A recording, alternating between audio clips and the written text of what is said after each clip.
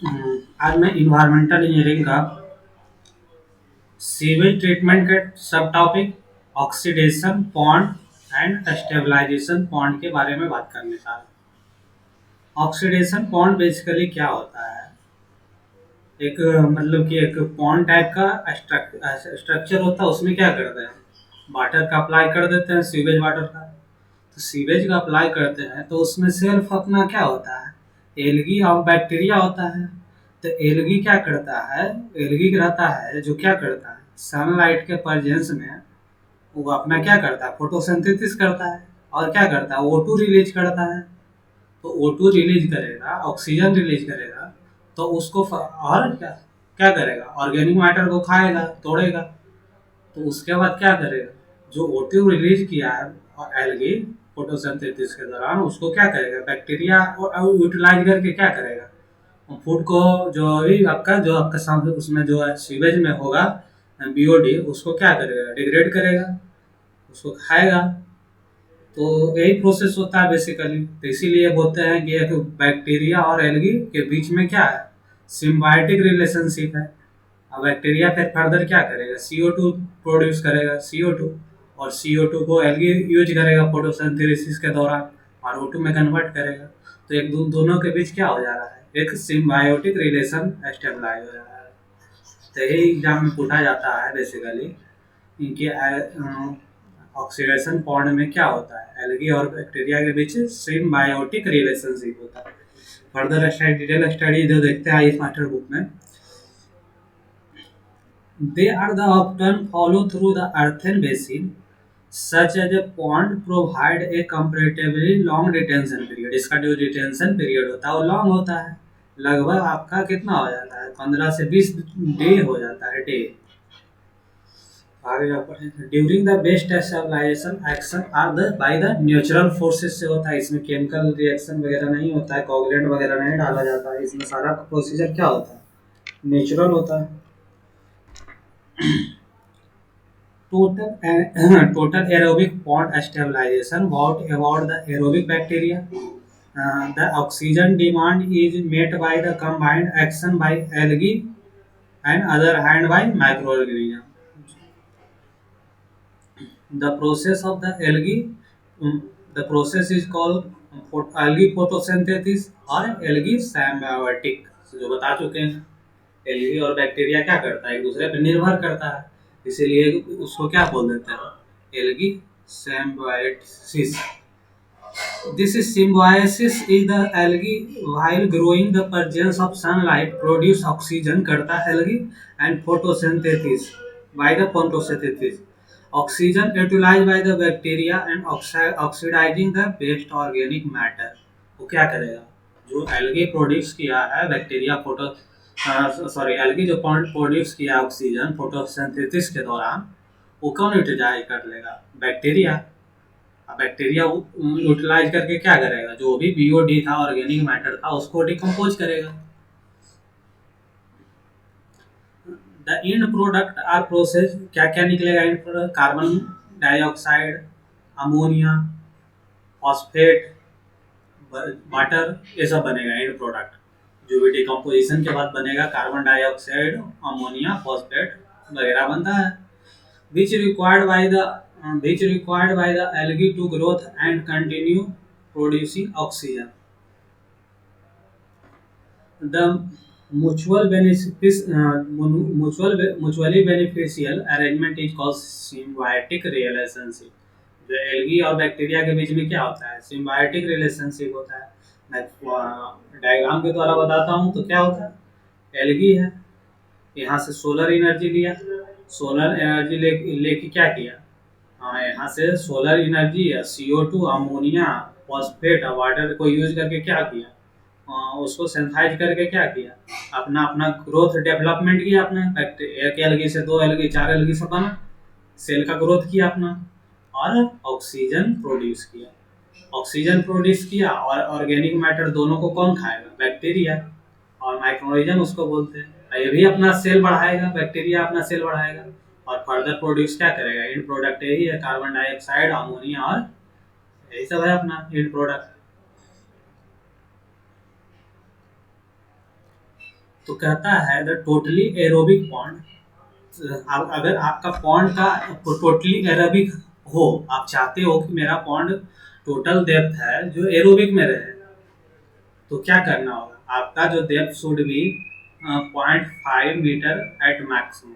जो depth of the pond होगा वो 0.5 मीटर से ज़्यादा नहीं होना चाहिए। अगर आपका 0.5 मीटर होता है, ऐसे ज़्यादा होता है, तो मे भी चांसेस है कि आपका एनारोबिक कंडीशन डेवलप हो जाए। अगर आप एरोबिक चाहते हो, मे भी एग्जाम में पूछ सकता है, आपका एरोबिक के लिए ऑक्सीडेशन पॉइंट का डेप्थ कितना होना चाहिए, 0.5 मीटर से कम होना चाहिए। तो मैक्सिमम मैक्सिमम 0.5 होना चाहिए। Sunlight can be penetrate at a whole depth. तो अगर आपका 0.5 मीटर तक हुआ डेप्थ, तो क्या होगा, सनलाइट क्या होगा, तो टोटल डेप्थ में पेनिट्रेट करेगा। तो टोटल डेप्थ में आपका क्या होगा, एल्गी ग्रोथ करेगा, तो एरोबिक कंडीशन रहेगा, O2 सप्लाई करेगा एल्गी। तो totally aerobic pond PhD are necessary. अगर आपका पॉन्ड टोटली एरोबिक बनाना है, तो एक तो क्राइटेरिया हो गया कि 0.5 से ज़्यादा नहीं होना चाहिए। दूसरा क्राइटेरिया है कि आप पीएचडी प्रोवाइड करो, तो आपका जो भी सस्पेंडेड सॉलिड है उसका कब कंसंट्रेशन कमेगा, तो कंसंट्रेशन कमेगा तो टर्बिडिटी वाटर का घटेगा, जिससे टर्बिडिटी घटने से आपका सनलाइट पेनिट्रेशन ज़्यादा देर तक होगा। तो पीएचडी प्रोवाइड करना पड़ेगा, आपका टोटली एरोबिक रखना है तो द सनलाइट टर्बिडिटी रिड्यूस हो जाएगा पीएचडी प्रोवाइड करने से, प्राइमरी सेडिमेंटेशन टाइम प्रोवाइड करने से। तो सनलाइट पेनिट्रेट कर जाएगा होल डेप्थ में। To removal the soluble BOD as high 95% तक बीओडी रिमूव कर देगा, ऐसा अगर तुम केस लगा ये तो effluent have large concentration of algae which may be ultimately exert higher BOD removing strain। क्या होगा, अगर एल्गी ज़्यादा है तो आपका ज़्यादा बीओडी रिमूव होगा। For industrial sewage anaerobic pond में भी आर यूज। अगर डेप्थ आपका 2.5 इंडस्ट्रियल सीवेज अगर आ रहा है तो एनारोबिक भी प्रोवाइड कर सकते हो। आपका इस केस में डेप्थ कितना हो जाएगा, 2.5 to 5 metre. The actual oxidation pond used in domestic sewage is actually facultative in nature. The three zones are exist in the pond via aerobic on the surface layer, anaerobic and bottom layer, और बीच का layer क्या हो जाएगा। आप कितनों चाहे पर अब ये तो केस हो गया ना, एक स्टैंडर्ड केस कि एरोबिक रखना चाहते हैं तो ऐसा होगा। बट जो जनरली जो कंडीशन होता है वो आपका 3 जोन में डिवाइड होता है। ऊपर वाला जोन में एरोबिक हो जाएगा, और नीचे वाला जोन में एरोबिक हो जाएगा, एनारोबिक हो जाएगा, नीचे में फॉकुलेटिव हो जाएगा, बीच वाला जोन फॉकुलेटिव हो जाएगा। ये कंडीशन डेवलप हो जाएगा। तो एंड जो जनरल केस होता है वो आपका जो भी एग्जाम में पूछेगा तो आप फॉकुलेटिव ही मानना, स्पेशल केस थोड़ी ना पूछ रहा है। तो आपका पूछेगा एग्जाम में ऑक्सीडेशन पॉन्ड आपका कौन कौन जोन एग्जिस्ट होता है, तो एरोबिक एनारोबिक बैक्टीरिया एग्जिस्ट होता है और फॉकुलेटिव बैक्टीरिया, तीनों होता है। The applied sewage are organic stabilized by both aerobic and anaerobic reaction and different zone of the pond। आपका ये बात तो पहले से जान रहे हो कि भी और एरोबिक हो या एनारोबिक हो, आपका जो भी ऑर्गेनिक मैटर होगा दोनों डिकम्पोज होगा, दोनों के वजह से। The top aerobic layer then oxygen are supplied through the photosynthesis and dissolve organic matter incoming from the sewage oxidized to CO2 produce करेगा, NH2O में बदल जाएगा and settle sludge the mass originated a raw based microbial synthesis in the aerobic layer are destroyed and the suspended organic matter in the bottom layer undergoes stabilize through conversion of the CH4 and escape from the bubble। Example तो आपका क्या कह रहा है कि ऊपर में जो भी बीओडी आपका जो एरोबिक एक्शन से होगा, वो आपका जो भी एरोबिक एक्शन हुआ ऊपर वाला लेयर में, वो फिर क्या होगा, जो भी एरोबिक जो आपका बनेगा आपका, क्या बोल रहा है माइक्रो, सस्पेंडेड इनटू आपका एरोबिक लेयर और सस्पेंडेड इनटू बॉटम लेयर, जो भी माइक्रो ऑर्गेनिज्म बनेगा फिर वो स्टेबलाइज करके वो बॉटम में धीरे धीरे सेटल हो जाएगा। अब बॉटम में एनारोबिक कंडीशन होगा, तो एनारोबिक कंडीशन में हम क्या पढ़ चुके हैं, CH4 रिलीज होता है, CO2 एंड CH4 रिलीज होता है। तो CH4 रिलीज होगा जो कि बबल के रूप में ऊपर आ जाएगा धीरे धीरे। तो पर B K G BOD of ultimate centralise तो आपका प्रोड्यूस कितना करेगा, 0.2 kg on 0.35 metre cube of the CH4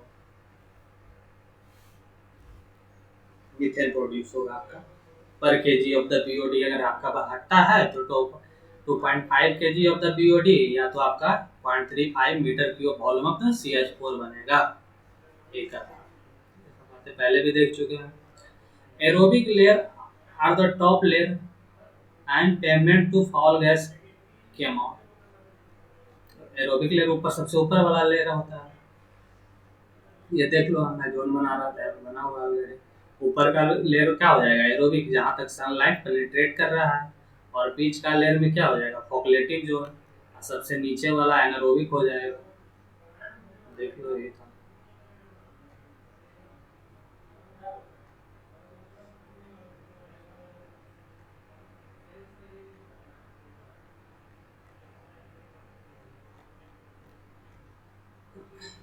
The anaerobic bacteria at the bottom produce gases which rise up to serve as a food of anaerobic bacteria।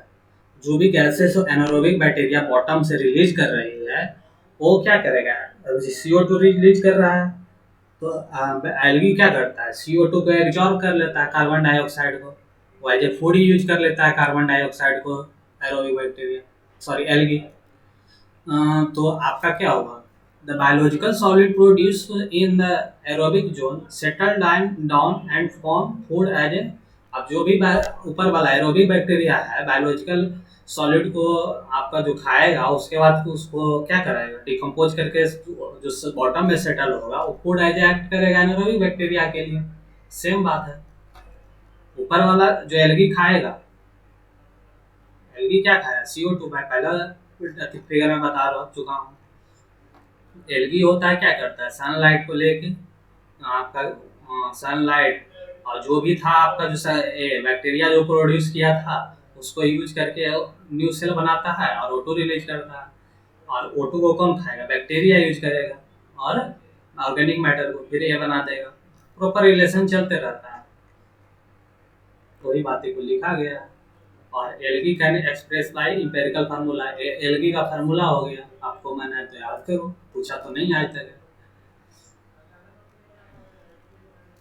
Design parameter of oxidation bond. Oxidation bond are relative in reality and phosphorylative bond को बोलता है।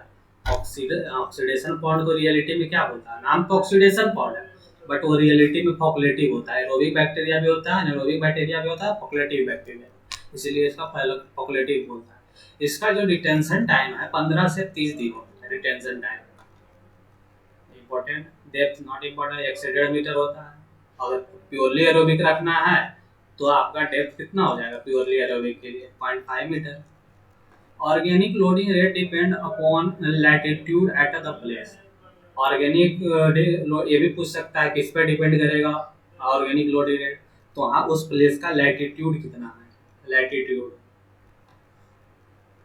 Latitude पे तो temperature depend करेगा, तो temperature पे depend कर जाएगा कि कितना ऑर्गेनिक लोडिंग रेट देना है, कितना बीओडी अप्लाई करना है। ये लैटिट्यूड के हिसाब से आपका दिया हुआ है कितना बीओडी देंगे।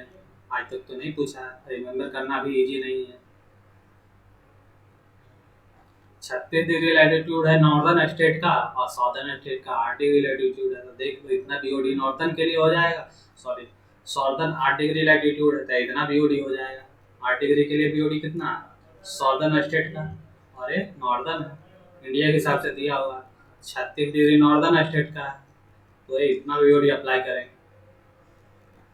तो हिसाब से दिया हुआ है। L/B रेशियो बहुत इंपॉर्टेंट है। L/B रेशियो लगभग एग्जाम में पूछता है, आपका ऑक्सीडेशन पॉन्ड के लिए लेंथ बाय ब्रीथ का रेशियो 3:3 होता है, और एल को आपको 750 मीटर से ज़्यादा नहीं दे सकते। Length of the oxidation pond आपका 750 मीटर से ज़्यादा नहीं होना चाहिए। Each unit is not important, may be removal. आपका आप कर सकते हो, बैक्टीरिया रिमूवल कितना करेगा, 99.9%, और बीओडी रिमूवल 80 से 90% करेगा। ये दोनों इंपॉर्टेंट हो जाता है।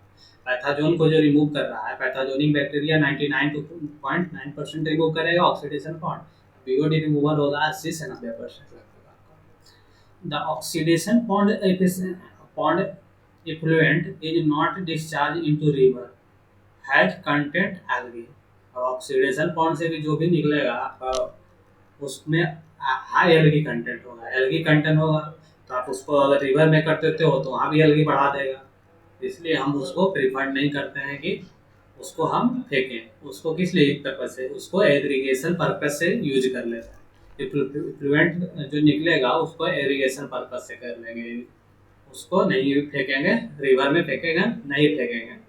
जो भी ऑक्सीडेशन सलज एक्यूमुलेशन रेट, जो भी पॉन्ड के डेप्थ में आपका सलज धीरे धीरे जमा होगा उसका रेट होगा 2 to 5 centimetre per year. Minimum depth of the water depth, आपका मिनिमम डेप्थ तो इतना होना चाहिए, 0.3 मीटर होना चाहिए। Due to overloading orders problem में भी एग्जिस्ट। आपका आपका बहुत ज़्यादा बीओटी कंसंट्रेशन अप्लाई कर रहे हो तो ऑर्डर्स रिलीज होने लगेगा, आपका एल्गी का ग्रोथ बढ़ जाएगा, बैक्टीरिया का ग्रोथ, अगर बहुत ज़्यादा खाना दे रहे हो तो बढ़ेगा ही।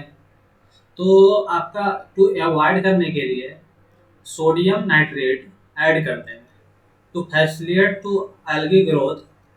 NO3 NaNO3 both plant and food and also oxidizing agent। ये क्या है, अगर ऑर्ड्रेस का प्रॉब्लम सॉल्व करना है तो आपको NO3 प्रोवाइड कर दो तो क्या होगा, हाँ एल्गी का ग्रोथ हो जाएगा। इसमें नाइट्रोजन है तो नाइट्रोजन खा के एल्गी जल्दी जल्दी अपना ग्रोथ कर लेगा, तो बैक्टीरिया के लिए ऑक्सीजन सफिशिएंट अमाउंट में दे देगा ऑक्सीडाइज करके, तो क्या होगा। और ऑक्सीडाइजिंग एजेंट भी है NaNO3, तो बहुत सारे मैटर हो गए उसको डायरेक्ट ऑक्सीडाइज करके बॉटम में बैठा देगा। तो ये ऑर्डर्स का प्रॉब्लम सॉल्व करने के लिए सोडियम का नाइट्रेट डाल दें, जिससे क्या होगा, एल्गी का अमाउंट बढ़ जाएगा और फोटोसिंथेसिस फास्टर रेट से करने लगेगा। हाँ, तो next point, oxidation pond are generally are for a small community के लिए, जो छोटा कम्युनिटी होता है उसके लिए हम बेसिकली प्रोवाइड करते हैं oxidation pond. At very cheap होता है, capital being 30%, 10 to 30% that conventional plant use and trickling filter and activated solar. ये चीप होता है, इसका cost 10 to 30% of the cost of the trickling filter और एक्टिवेटेड स्लज प्रोसेस का कितना होता है, टोटल कॉस्ट का 30% होता है, 10 to 30% ही लगता है।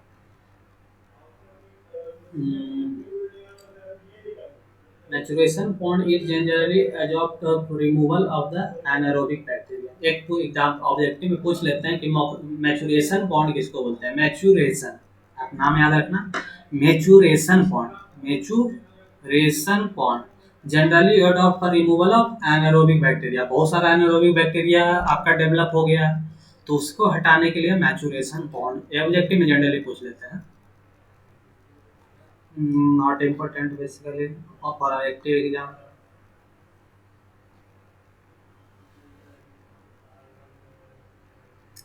पॉन्ड का जो इनलेट एंड आउटलेट का क्या हिसाब किताब है।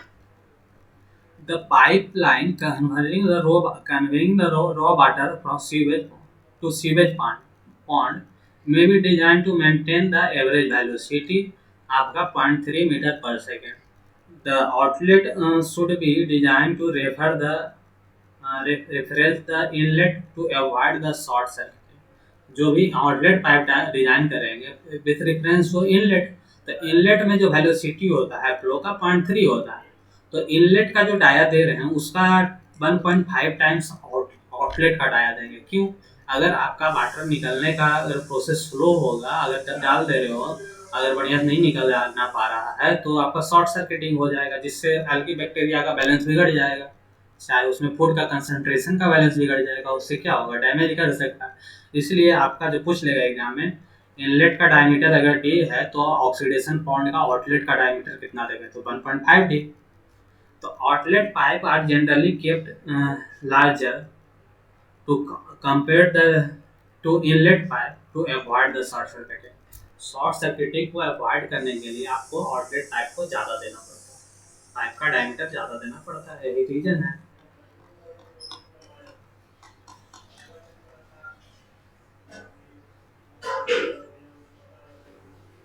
Use use of lagoon for disposal of रसोलर। लगून क्या होता है basically? In this method, sometimes use a smaller place for depositing of the raw sludge without digestion। जो भी आपका स्लज निकल रहा है एसएसटी से, सॉरी एसएसटी से और एएसपी से, सेकेंडरी सेडिमेंटेशन टैंक से, उसको बिना डाइजेशन किए हुए उसको डायरेक्ट डिपोजिट करना है, उसे ही क्या बोलते हैं, लोगुन्स डिपोजल।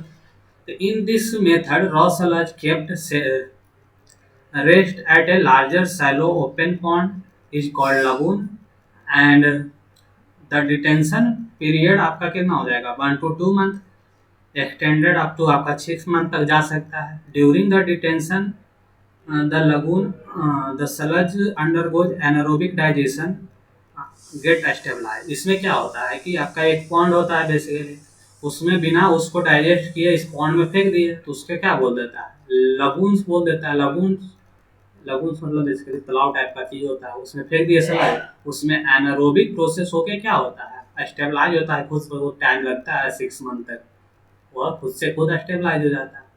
Due to anaerobic decomposition of the sludge, fall gas will be involve in lagoon, hence the lagoon are located away from the town.